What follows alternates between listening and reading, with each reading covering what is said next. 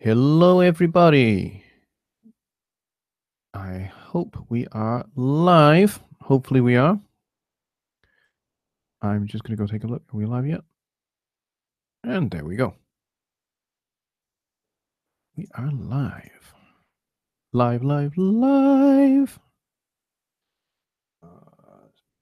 Just set things up. I forgot to turn the piano on just in case we need that. There we go. And Don Hamer is here already. He is the first one to comment in the chat. Well done, you. Awesome. Good evening, everybody. John Anderson is here. Bobby Booth is here as well. You guys are quick off the mark. Thank you very much. We are at 2 minutes past. And it's November 27th, 2017.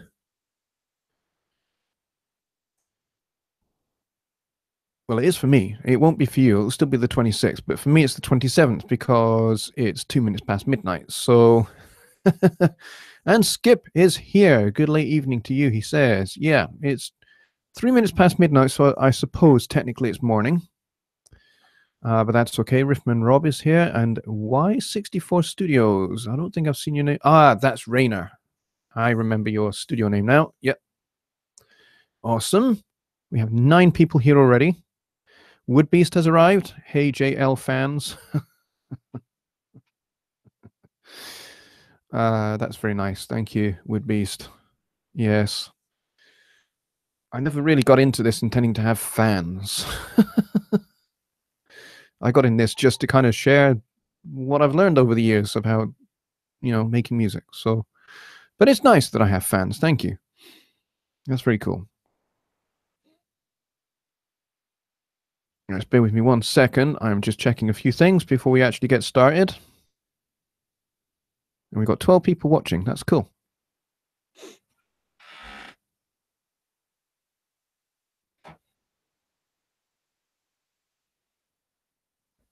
Bear with me a second, folks.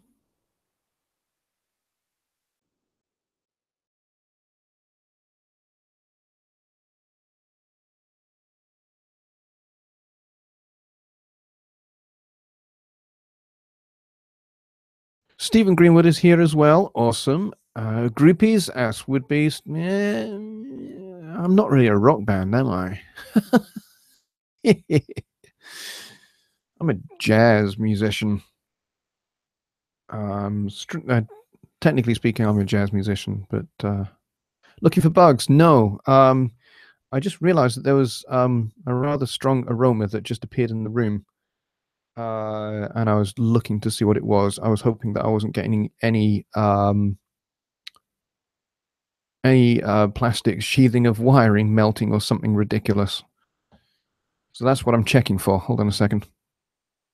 Caleb Hawkins is here. He says, hello from the land of Sweetwater, Indianapolis, Indiana. Well, very, very good to have you here, Caleb. Welcome to Edinburgh, Scotland, in the glorious United Kingdom. I'm just going to hunt down and see what's happening here. I think I might have some cables melting. Hold on. I'm going to have to go under here. Wish me luck.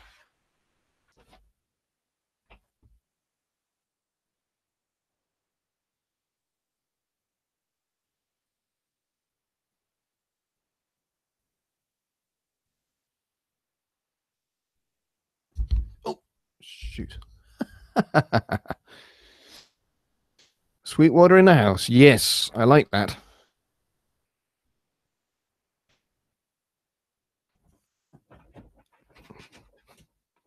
Sweetwater is one of the finest audio retail companies in the world, as far as I'm concerned.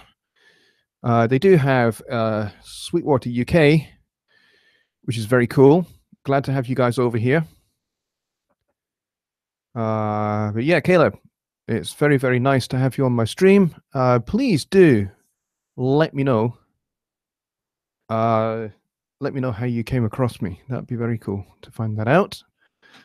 I take it, Caleb, that you are a current employee at Sweetwater, which is very cool. Let's see. Woodbeast is asking Caleb if Randy Atkins is still at Sweetwater. He says he doesn't know.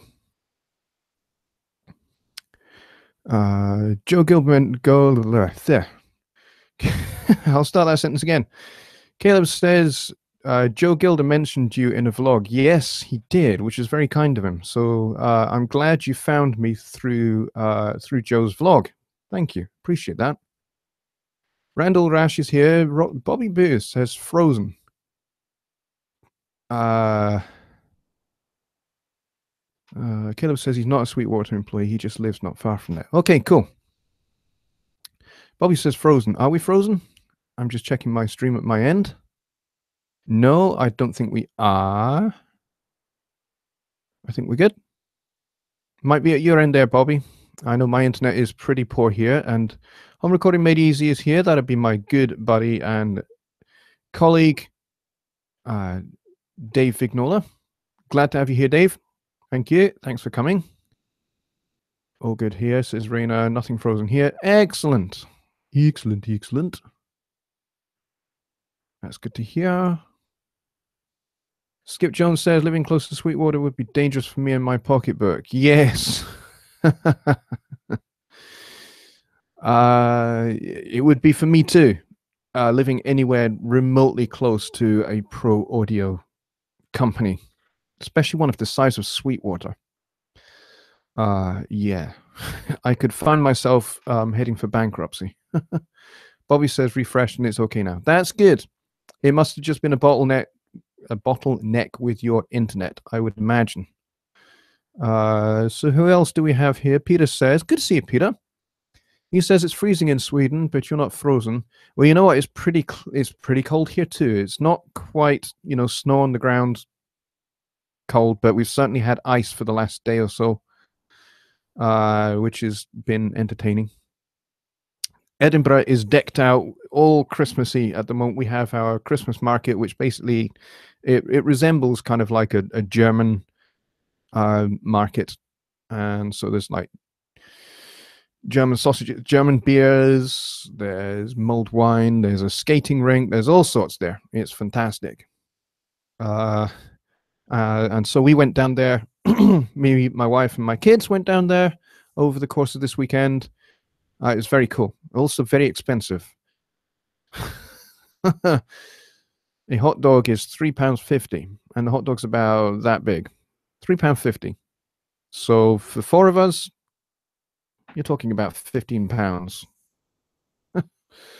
which is ridiculous. So is there a subject planned at all? Actually, for tonight, no, there isn't. I have done quite a few streams over the course of this week because I've been sitting in for Johnny Gibe. I did an impromptu stream with my good buddy Dave. Yeah, so this Sunday night is my usual regular planned stream, and I think I did for Johnny. I did a stream where we looked at the mixed verb and a little bit at the room reverb and a little bit at the open air as well. So we kind of compared and contrasted the 3 inside Studio One, which is very cool. So let me just catch you up with some of the news for the studio. As you can see, it's beginning to resemble a bit more like my studio now. a lot of the stuff that was detritus has gone. I got rid of the old monitor station that was sat on top of my old bass amp. This guy here, this old bass amp, doesn't work anymore, and so it's going to the skip. I've rescued the speaker cone because I figure it might come in useful sometime. So yeah, so that guy is going. So there's going to be a lot more room in here. So I should be able to get my nice Ibanez AGR 70 guitar back in here, which I think I've shown you guys, and I should be able to get my alto sax back in here as well, which would be nice. Well, it's actually my wife's alto, but she doesn't play it. I play it more than she does. So yeah, so there we go. I have the Studio Live Series 316 console sat right in front of me. I'm still waiting for my computer tray. This is the current ongoing saga I have at the moment, is my sliding computer tray, which I need to kind of sit attached underneath my desk so that I can have a place for this guy. This is sitting on top of the mixer at the moment, or on my lap when I'm using the mixer. So it's a bit of a pain in the butt. It was supposed to have arrived on Friday, and it's still not here. So I'm hoping it's going to be here tomorrow, so I can get it all attached and stuff. Because I spent like £15 on that thing, and it's not here yet. So I'm not impressed. And that was eBay. So that may be the last time I use eBay. I don't have a whole lot of luck with eBay, I'm afraid. But yeah, so I have the mixer here. I updated the firmware, so I'm running the latest firmware on it now, which is great. It works beautifully. It's a beautiful piece of kit, and I seriously cannot wait for door control to come to this guy. The guys who are developing it, who are working on it at the moment, are working flat out round the clock, 24 hours a day, 7 days a week, flat out to get it ready. I'm sure that they are exterminating bugs right now and getting it ready for. I would think that they would maybe do something like a public beta or something like that, so that everybody gets a chance to test it, and then I would imagine further down the road that the final release will come out. So that's going to be cool. Hopefully it'll all happen this side of 2018 and not kind of the other side. But I guess we'll have to wait and see. My personal view on door control is I would rather that it came out right and kind of like with all of the major bugs and all of the major stuff out of the way, gone, fixed, so that we can all get to use it and all get to, get to see what it does and how it's going to work and all of that, rather than the guys just kind of say, you know what, we've said it, we need to just get it out there. I would rather that they were patient. So I'm trying to be patient too, because ultimately I want to use this mixer to control Studio One. So that's what I'm waiting for. So until then, I'm not really using it as an interface, because I run everything at 44.1 and the Studio Live runs at 48. So at the moment it's kind of sitting here, and I'm just basically learning some of the functions and how all of the knobs and the faders and the buttons work. So that's what I'm doing. Skip says public beta for door control already has a spot for discussion on the Presonus forums set up by Presonus. It's just not live yet. Oh, right, cool. Okay, well, that's good to know. That must mean that things are moving forward relatively rapidly, which is good. That is what I like to hear. That is my assumption anyway. I'm sure you can't really say. Let's see. There were some questions there that I haven't actually got to.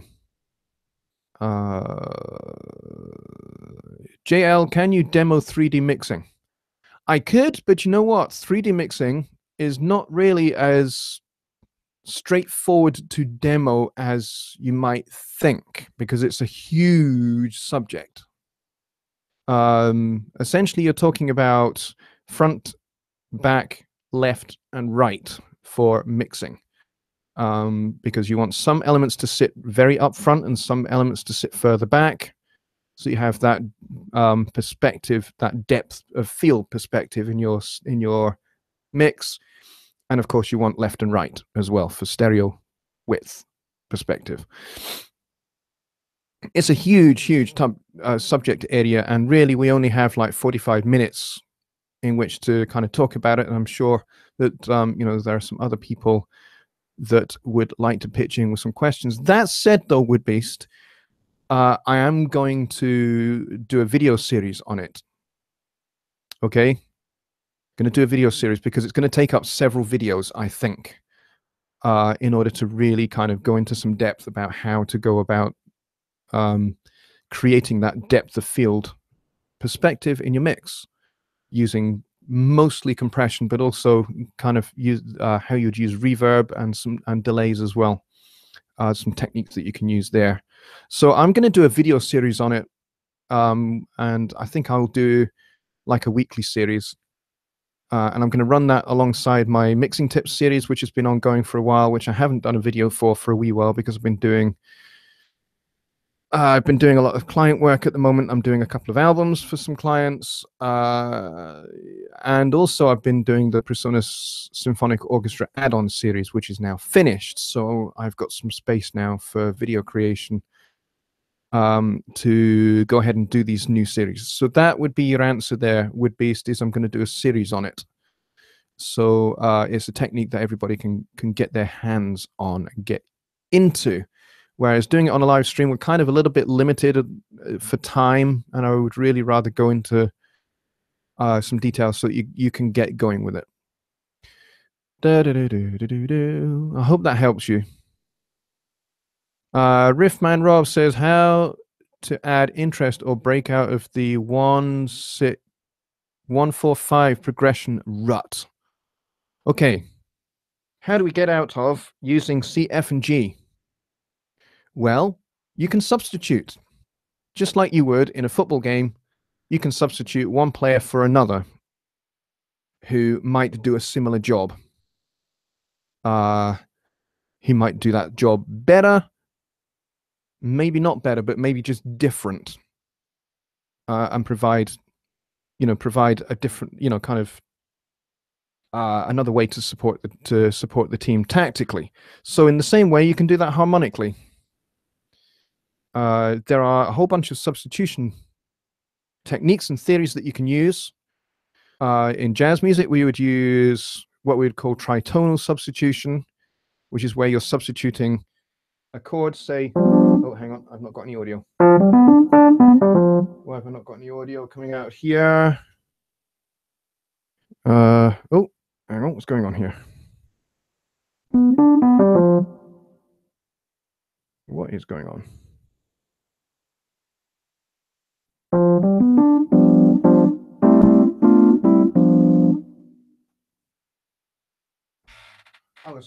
I was hoping to be able to play that, but I don't think you can hear my piano. And I don't know why.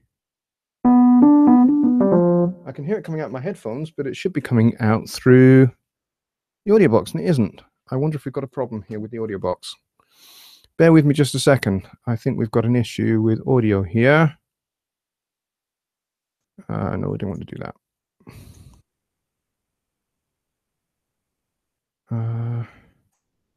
Playback devices, that's defaulted. Oh, okay. Hang on a second. Let me see. Okay, I'm not quite sure why that's happening.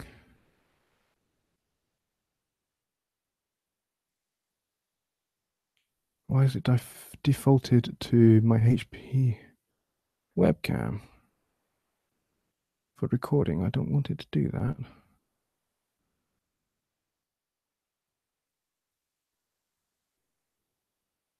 Okay, let's see. No, still not coming through. Try this one. Why, oh why, oh why? Have I not got sound coming through? Is it turned down? Let me check. No, it's on. Why is sound not passing through the audio box?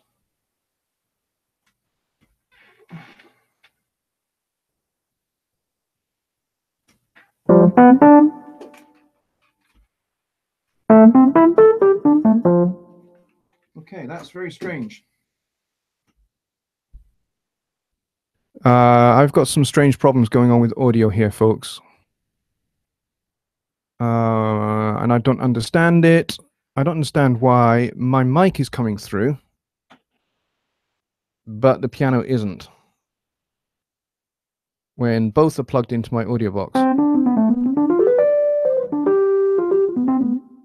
I wonder if this is a universal control issue.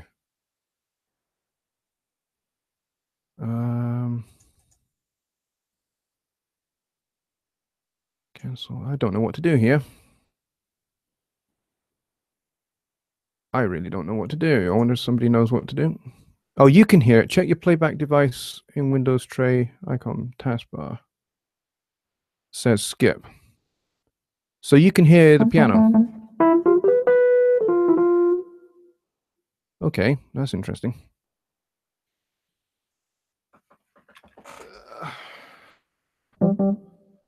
All right. If you guys can hear it, then that's okay with me. I'll just ignore the fact that I can only hear it through here. And I'll figure out what the problem is later. Right, sorry. Some people are trying to help Riffman here, but I'm going to answer the question here. So as I was talking about substitution. So if you're playing C, F, and G.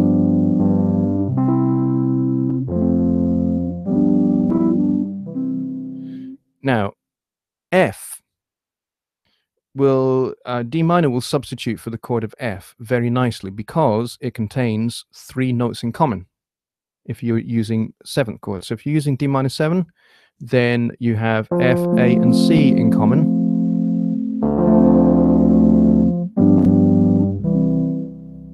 Okay, so instead of going 1 4 5, you're going 2 5 1. So you could go.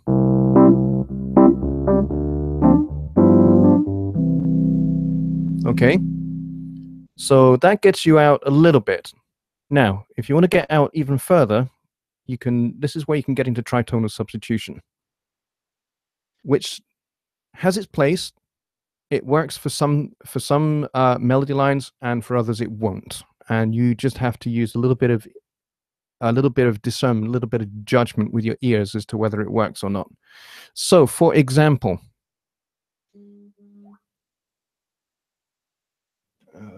hang on, somebody is Skyping me.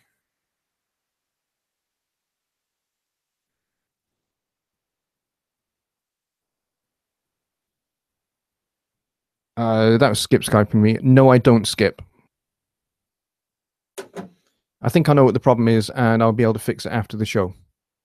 So, so tritonal substitution is where you substitute a chord that is 3 whole tones away from your original chord. All right. So, for example, the chord of C. You count up 3 whole tones. So C to D, that's 1 tone. D to E, that's 3 tones. E to F sharp, that's 4 tones. So basically F sharp 7 substitutes for C7, and the reason why it does that, if I strip F sharp 7 back to just root, 3rd, and 7, but if I change this bass note from F sharp to C, they have C7. Okay? So that's a tritonal substitution. So let's say I want to go from C, and I want to instead of going to F, I want to go to something else. If I wanted to go to ordinarily to F, F7, then the substitution there is going to be B. So I can go.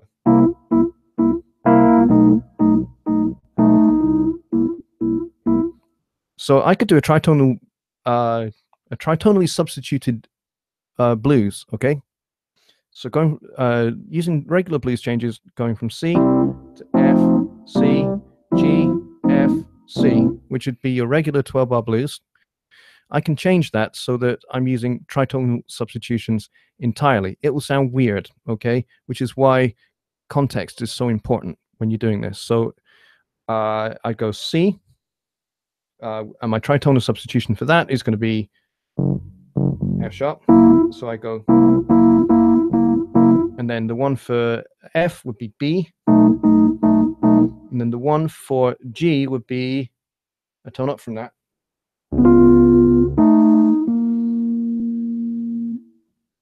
So the reason why it sounds weird is because now I'm basically playing a blues in F sharp instead of a blues in C.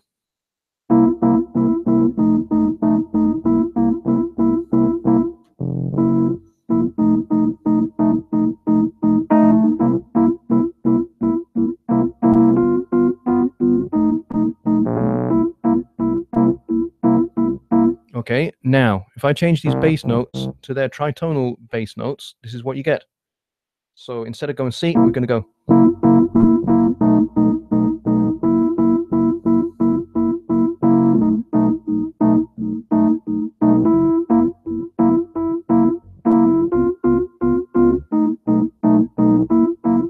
And back to original.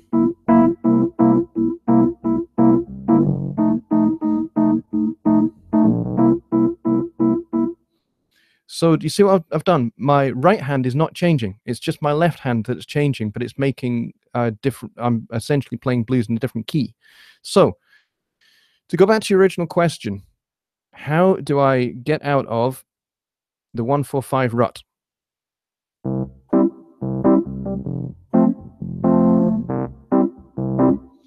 Well, you can stick in a little 2-5-1 between going from C to F. So if I'm going to the chord of F from C, then I would do a 2-5-1. So I go G minor, C7, F. All right. So let's go back to our blues.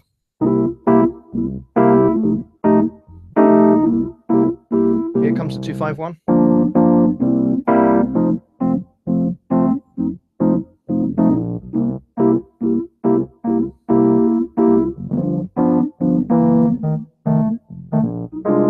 Whoops. Okay, so using little 2-5-1s in between your chords will help you. They're not really substitutions, they're more like passing chords.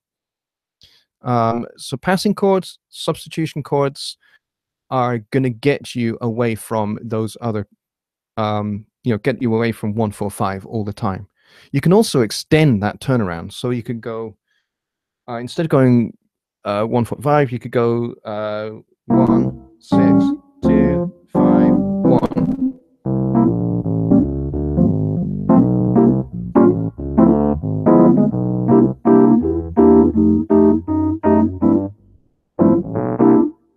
All right, so you're using 1, 6, 2, 5 there instead, and you can substitute those as well. So if we're starting on C, then the substitute for A is going to be E flat because it's 1, 2, 3. So you'd be going.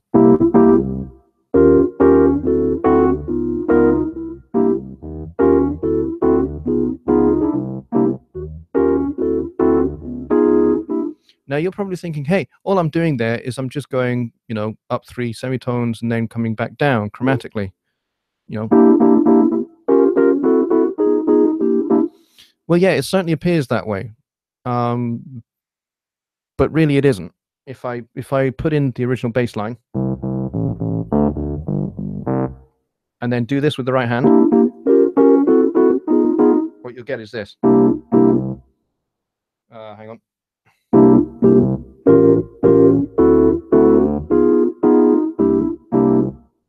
Okay, so right.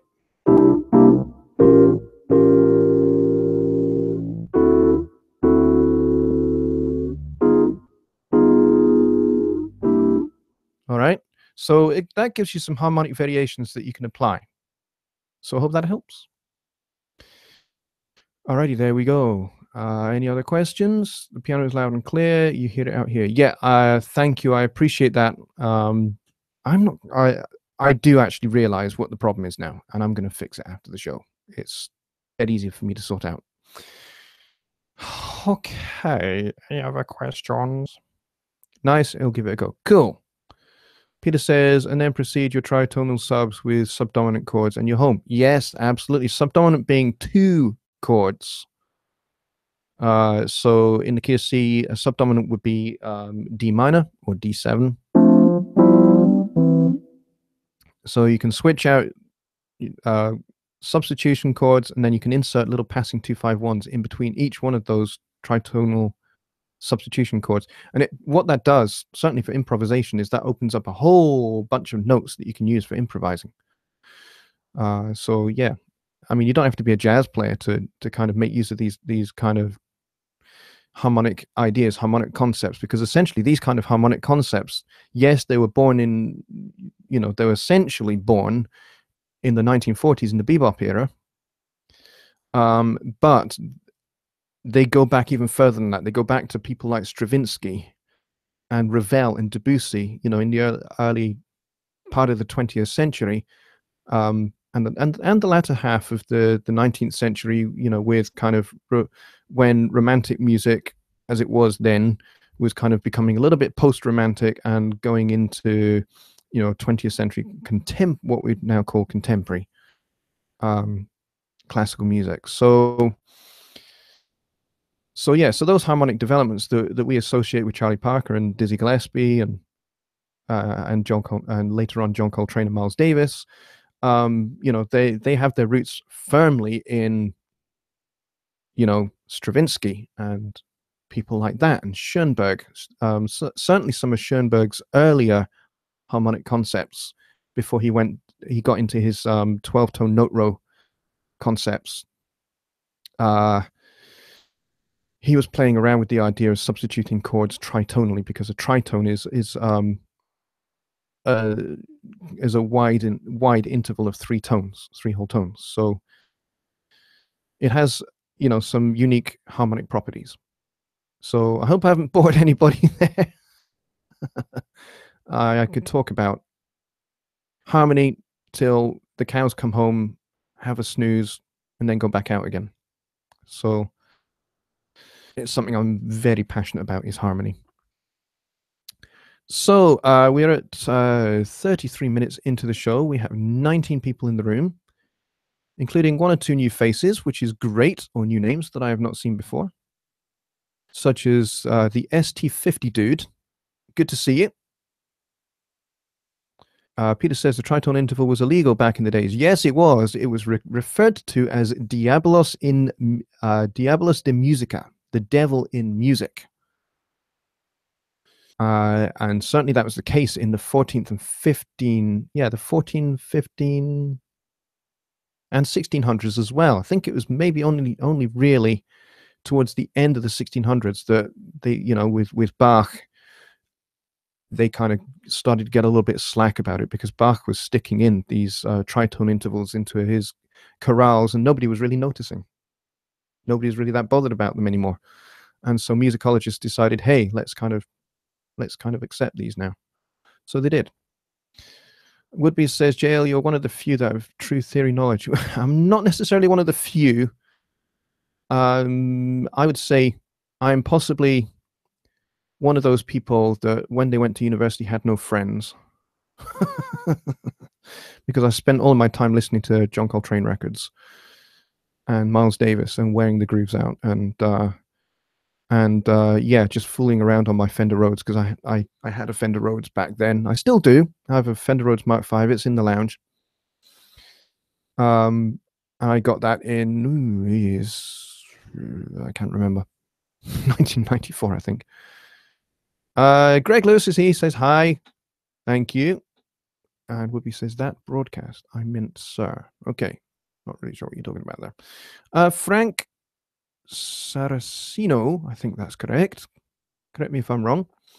Do you know of a mixing technique or an add-on that can give you surround sound type control of your audio whilst using headphones? Now, as far as I know, Studio One currently does not support surround sound mixing. I believe Cubase does. In fact, I believe Cubase has for a good few years, but currently Studio One does not. So yes, I'm not entirely sure how you are going to create the correct effect of surround sound. What you might need to do is you might need to create extra stereo outputs, perhaps, in your song matrix to kind of make that happen. I don't know, I'm afraid. But yeah, it's not really. It's not. I don't think it really is necessarily a mixing technique. It's probably more a physical routing issue with Studio One, and perhaps we might get that further down the line in the future. Who knows? Future upgrades, updates to Studio One. I'm sure the guys are thinking furiously hard, and they might even be already working on it. Who knows? Bobby says 3D mixing would do that. Well, 3D mixing is more to do with front, back, left, and right of your mix, not necessarily front, back, behind you, over there, and over there. You know what I mean? I mean, that would be surround sound. Surround sound would be in front of you, to the back, right in front of your face, behind you, far behind you, left and right behind you, left and right in front of you. That would be true surround sound. And as I say, I think Cubase does it, but I don't think, and I think Nuendo does it as well, but I don't see it necessarily coming to Studio One in the foreseeable. It may be some 0.0 versions down the road yet before we get that, but I don't know. I am not on the development team, and I am not privy to such information, I'm afraid, even though I do actually have personal friendships and relationships with a number of the guys on the development team. I'm not privy to that kind of information. Sorry.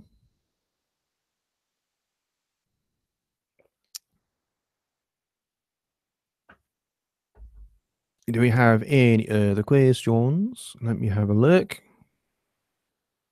Woodby says ground control to Johnny.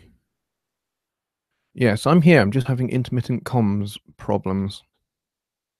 But I think I think it's kind of what's coming out through here rather than what you guys are hearing. So as long as you guys are hearing this, it's good. So not going to worry about it. I think I might have done something a little bit funky to the monitor station and the routing I have coming out of that. So I can certainly fix that, and that'll be all sorted for my next live stream. Okay. We've got 18 people in the room. We have 37 minutes on the clock, and we've got about 20 minutes to go. Peter says, Woodpiece, I think you'd like the new visual mixer in Neutron 2, where you visually place your tracks in the room. I have heard good things about Neutron 2. I've also heard that it's a little bit CPU hungry, I think. I've heard that. But I otherwise hear that it has some fantastic processing options. Okie dokie. And Woodby said he's going to buy it. Awesome. On a single person's recommendation. That's great. Fantastic. Any other questions, folks? Because we've got 20 minutes to go. And we've got plenty of time for answering questions. We've got 19 people here, which is pretty good on a Sunday tea time. So you can ask any questions you like about mixing, mastering, recording, songwriting, harmony, melody, lyrics, that kind of stuff. That would be all good. A couple of new subscribers who I hope are going to come into this stream, actually. Stargage Productions just subscribed, and Ignited Music just subscribed as well to my channel. Thanks, guys. If you're here, if you've just joined, say hello in the chat. That would be cool. YC24 says Kevin. Yes, Kevin is here. He's awake. Skip says, have you hit your like button today? I haven't, but it would be very kind if all 21 or so of you that are in the room now did the same. I would appreciate that. Whoopi says, I think Ozone is bringing a new way to do things. Yes, I think they probably are, actually. They appear to be pioneering some new techniques, which is cool. I like seeing companies just coming to the table and innovating. And I know Presonus are definitely one of those companies that are just innovating stuff.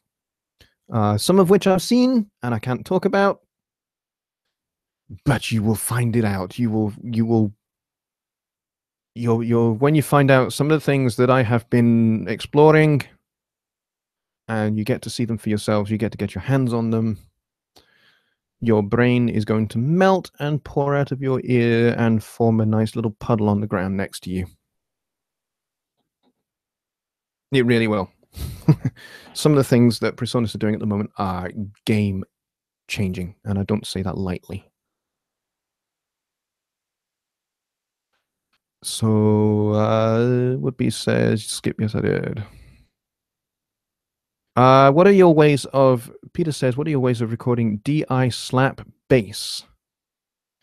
DI slap bass. Yeah, I don't play a lot of slap bass these days. I certainly used to, maybe a year ago. Might be the last time I did a slap bass. Getting slap bass right is all about first of all, it's all about your input gain. Get your gain staging right first, because even if the volume is recorded conservatively, you can still, you can come up from that. Whereas if your input gain is too high and it's clipped, then you cannot recover from that. You cannot pull it back down from that. So get your gain staging right first. Secondly, it's all about the EQ, because the thing with when you slap the strings is the tendency is that your bass will have less low end to it and a lot more upper end, because the string is hitting the frets as well as the fingerboard, which produces much more high-end overtones as opposed to low-end overtones. A lot of those just don't have any energy. So what you might need to do with the EQ is actually give the bottom end a little bit of a boost, a little bit of a helping hand.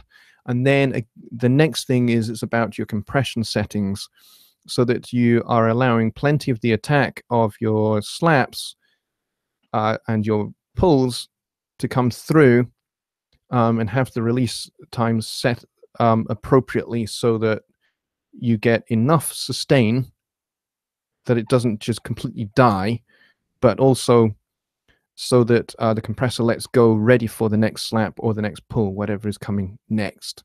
So a little bit of a balance, a little bit of a boost at the bottom end, and you can certainly maybe experiment with finding where the pulls sit in your EQ spectrum, and have a listen and see whether you need to enhance that or whether it's already too loud and you want to pull it down. So find that spot. It kind of lives somewhere between 2.5K and 4.5K, I certainly found anyway.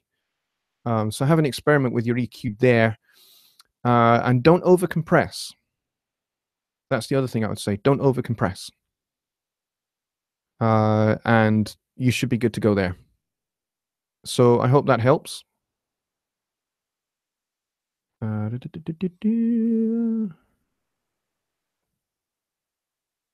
Bobby says, I hope they don't end up like Cakewalk, and he's referring to PreSonus and Ozone. Yeah, well, hopefully they won't. I think both companies have good business models, and I think they have a better approach. And the problem with Cakewalk was that they were owned by Gibson, and Gibson have a very aggressive acquisition strategy. They basically buy something up and they see where it goes. They see what happens with it, and then they let it go. If it's not profitable, they let it go. And Gibson are a company that are very much in flux at the moment. They have some significant financial problems of their own to deal with. So, perhaps lightening the load and losing Cakewalk was possibly the only thing that they could do, unfortunately. Mike's Tunes. Mike, I don't think I've seen you before, but hello and welcome. He says, Dear Reality on Plugin Alliance is a fantastic plugin for 2-channel surround for headphones and VR studio. Well, there you go. I did not know about that plugin. So go and check that out, folks. Go and have a look on Plugin Alliance and have a look at that plugin and see if it suits you for kind of giving 2-channel surround mixing a go. Skip says, Sonar users, I read on Facebook that Presonus will be announcing a dealio on Tuesday, so check in there on Tuesday. Yes, I heard that as well. I heard that there is a bit of a deal going on whereby Sony users can access some kind of discount, I think, on purchasing Studio One or something like that. I think. Don't quote me on that. I could be wrong. Stage Gauge Productions. Is it Stargauge Productions? I think is correct. Good to see you. Thanks for subscribing. I really appreciate that. That's very cool. Thank you. And he says, I bought a new Studio Live 24 AI without researching, came from analog and would like to mix out of the box on the Presonus mixer. You can mix through it. And then what you need to do is you need to route the outputs into a stereo input in Studio One. So you can print that mix back into Studio One. So you should be able to get the tracks out of Studio One onto the mixer, do your thing on the mixer, and then print that back out. I believe there are a good number of YouTube videos on how you do that. Because I know there are a number of people that have done that in the past. Joe Gilder, certainly when he had I think he had the Studio Live Classic 24-channel console, and I think he did a live stream which may or may not be up on the Presonus website somewhere, because it was a fair few years ago, where he basically showed this hybrid approach where you get the tracks out of Studio One and have them routed to the channels on the console, and then you print the stereo bus mix back into Studio One. And it's a really cool way of working. It certainly gets you hands-on with the faders, and certainly gets you hands-on with the fat channel, doing all of that processing, which you then print back into Studio One. And once it's printed, ain't no going back. The downside of that is that you have no recall. So if you were then to send that print track off to your client, and your client says, that's a great mix, but I have an issue with, I don't know, acoustic guitar number 2, which is panned on the left. It just sounds like it's really tinny to me. Can you go and address that? Well, you've got a problem, because you then have to go and bring up the session in Studio One. There are no motorized faders on those classic consoles or on the AI consoles. So you're going to have to try and remember where all the fader positions were, where all the fat channel settings were, and everything else, and do it again, and then reprint that mix back into Studio One. So it's a little bit of an old school kind of way of working. And that's the big problem with consoles. You know, whether you're working on an SSL, or whether you're working on a Behringer or an Allen and Heath or a TG12345 or one of the Abbey Road consoles or the EMI consoles, same deal. Recall is a massive, massive problem. I think a lot of people, they take pictures, they take photographs of what all the settings are.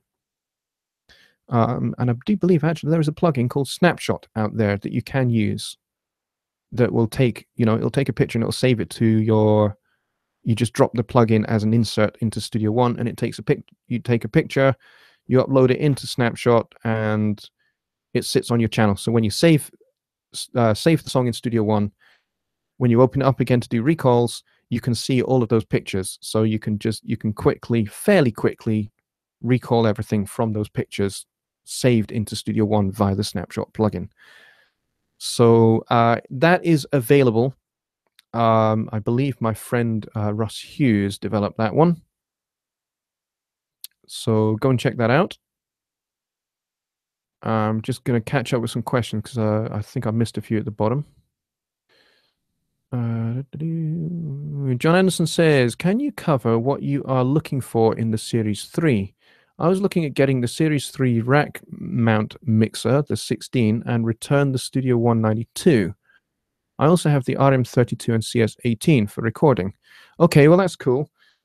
Yeah, what I'm looking for currently, as it stands, I am looking for the Studio Live to be control surface for Studio One.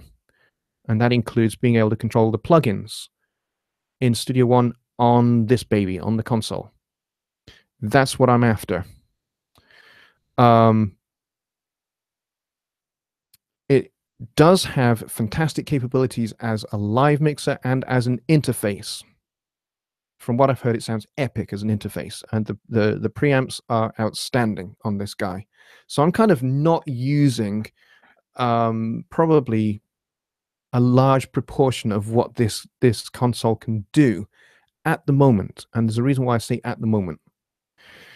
Currently, the Studio Live mixer operates at 48 kilohertz sample rate. My AudioBox USB operates at 44. So there is a discrepancy of sample rates there, which I currently cannot get past. So the way I'm going to be working at the moment is I'm going to be continuing to use my AudioBox as the interface.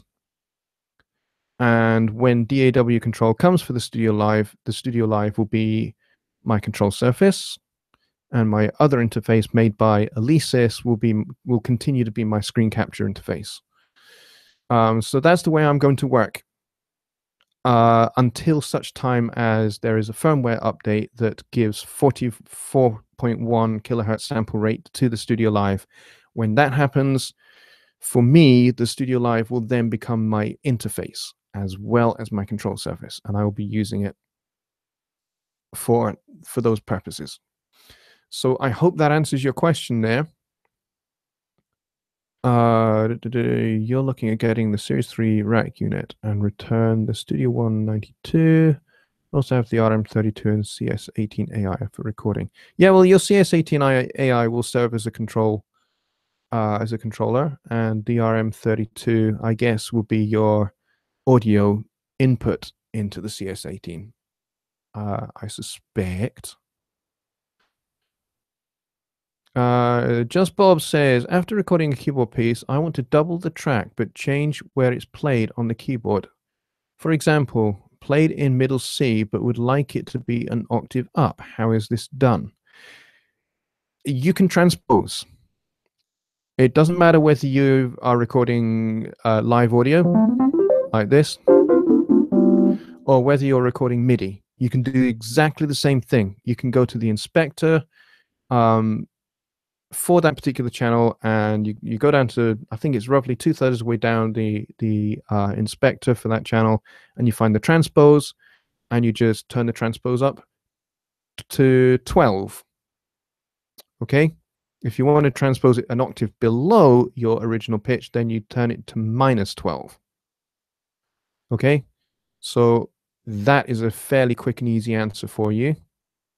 In the MIDI editor, again, you can select all and transpose. You can even just drag them down 12 semitones, and it'll do the same thing. Hope that helps. Just Bob. Melodyne would do that as well. Yes, you could do it in Melodyne. It's just as easy either way. There are a plethora of ways in which it can be done. Whoopi says, Skip, that is great. I have one guy using Sonar. I'll mention that too. Miles McGonigal is here. Good to see you, mate. He says, actually, I should be waving the camera. There we go. Not on my screen. He says, any foresight concerning Studio One remote and UC Surface and door control in Series 3? I'm not at liberty to talk about that. I am afraid, because I'm under a non-disclosure agreement with PreSonus, so I cannot discuss, I'm afraid. Wish I could. Skip says, all PreSonus mixers can function as an interface. Excellent. Skip says, Miles, nice try. Yes, it was a nice try. Sorry. Miles says, trying to set up remote control when recording acoustic drums. Not sure what direction to go. Right now, I would have to load both programs to operate.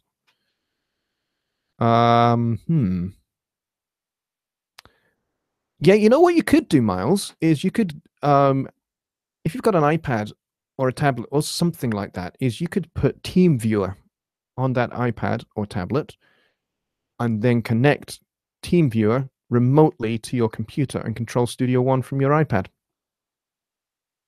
So you just have the iPad parked next to you when you're playing your drums, and you can hit the record button on the iPad, and it should do likewise in Studio One. That is one way to do it. I know, possibly not entirely ideal, but it would work. Whoopi says, JL, get a 6.8. Yeah, I've heard a lot about that interface. It's very cool. And there is actually a loopback feature on it as well, which is equally as cool. But you know what? I'm fine with my 2-interface kind of deal at the moment. It works for me. It means there's just a bit of extra cabling going on, and yes, it means I have a second interface, and yes, that is taking up a USB port. But you know what? That really doesn't bother me. It really doesn't. And it doesn't increase latency. It doesn't increase load on my CPU or anything like that. So I'm happy with that. I'm happy with the way it is right now, actually. But as I say, you know, I've got this system set up where I know it works, for one thing. Second thing is that I know that as soon as further developments are made on the Studio Live, I will switch to it being my interface, is what I shall do. And Just Bob says, thank you. Awesome. Glad I could help. Let's see. Somehow I've managed to shift my Google Hangout screen. Don't know how I did that. Whoopi says the 6.8 preamps are really great. Yes, they are. They are extremely good. In fact, the entire thing is just extremely good. You know, there's a lot of people that talk about the AudioBox USB being a heap of junk and all of that because, you know, let's face it, in the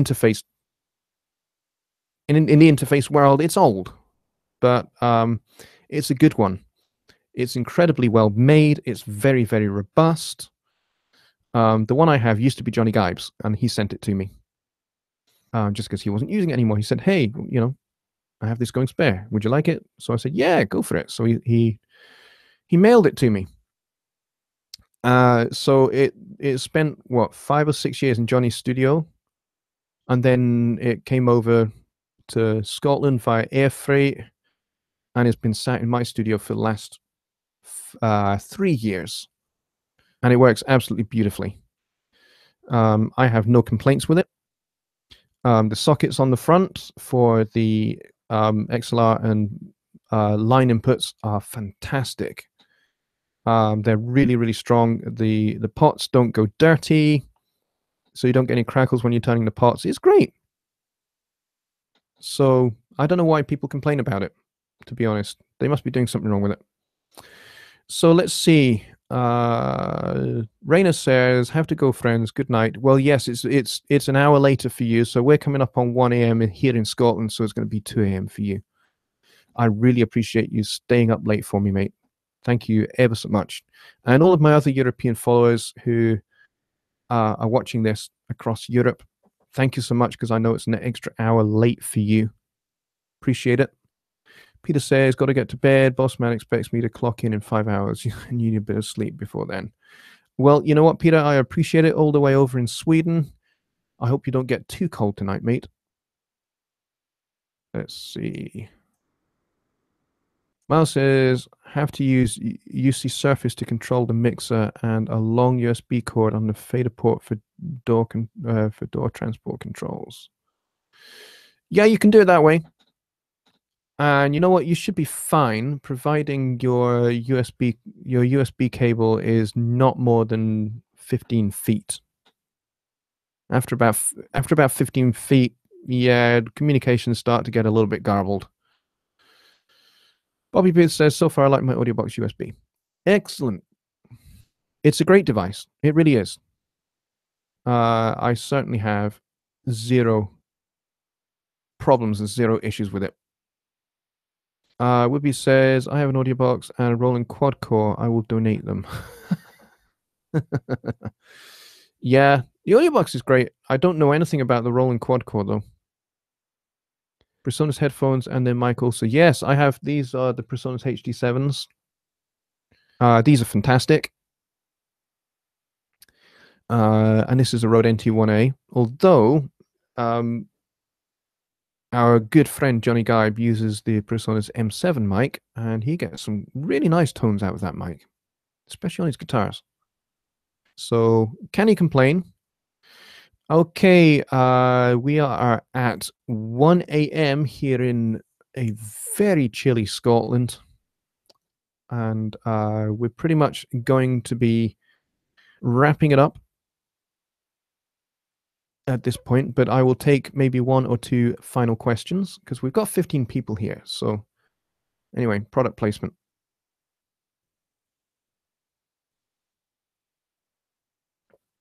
Yeah, I'll take maybe one or maybe two more questions, and then we'll wrap it up for the night. And then we'll be back over to Johnny Guy for tomorrow. He's continuing his series in the native plugins. Plus, we're doing Songwriting Simplified on Wednesday. But I also believe he's doing some stuff on some of the other tools in the toolbar at the top of Studio One as well. So go and check those out. So those are going to be good live streams over the course of this week. And I will be back here on Sunday night, hopefully. It's always my plan to be here on Sunday night, 6 p.m. Central. And it's always good that I get somewhere between 15 and sometimes over 20 people here. Sometimes I've had way more than that. So please spread the word about these live streams if you're finding them useful and valuable and helpful. And if, my answering your questions is good and is helping you go forward with your mixing, I am going to start doing more demos because I really actually enjoyed doing the Mixverb demo when I was sitting in for Johnny earlier this week. So I would like to continue doing those kind of things. So that's where I think I will be going. So I'm going to be racking my brain to come up with some subjects for live streams from here on out. Some of them will be to do with a particular mixing technique. Some of them will be to do with a different aspect to music. So harmony, melody, rhythm, those kind of things. We'll go over some of those as well. So there's a whole bunch of stuff that I'm going to be doing in these live streams coming up. So if you're interested, get on over here, 6 p.m. Central Time. So that would be 7. No, that would be 1 a.m. for my European friends. And I think it's 7 p.m. Eastern, if that's correct. Or have I gone the wrong way? No, I've gone the wrong way, haven't I? I think it's 7 Pacific and 5 Eastern, I think. Anyway, regardless, if you go and check out worldbuddytime.com or worldtimebuddy.com, that's it. Go and check that out. And you can put in Edinburgh, Scotland, you can put that there, or Edinburgh, UK, and then you can put your particular time zone and you can work it all out there. 7 p.m. EST in the US. Thank you. Thank you, Frank. I was correct. Thank you. Appreciate it. Well, it's very cool having everybody here. And that was a really good stream. Some really good questions there. Nice harmony questions there from Riffman. So all your questions have been really good. And Woodbeast, I'm going to get onto that series over the course of the next week. Stay tuned to my YouTube channel, folks, because I'm going to have a video going up this week that documents the entire refurb of the studio. So looking at the desk, how it, what the old desk looked like when you take all the gear off, and you'll see kind of what kind of a desk was underneath that, all of my gear, the new desk and everything associated with it, and getting the mixer in place and all of that. So that video will be going up in the course of this week. All right, folks, it is 1:05 in the morning, and I'm going to wrap up there. Have yourselves a very, very enjoyable Sunday evening, and I hope you're all well rested for the beginning of the working week on Monday morning. So until then, have a great one. And if you have any questions that were not answered today, then feel free to message me on Facebook, or you can drop me an email at johnny@jonnylipshamstudios.co.uk, and I will endeavor to answer those either by email or if I think there's more of a demo needed, then we will feature that question in the next live stream. Okay? Hope that works for everybody. Good night. Bye for now.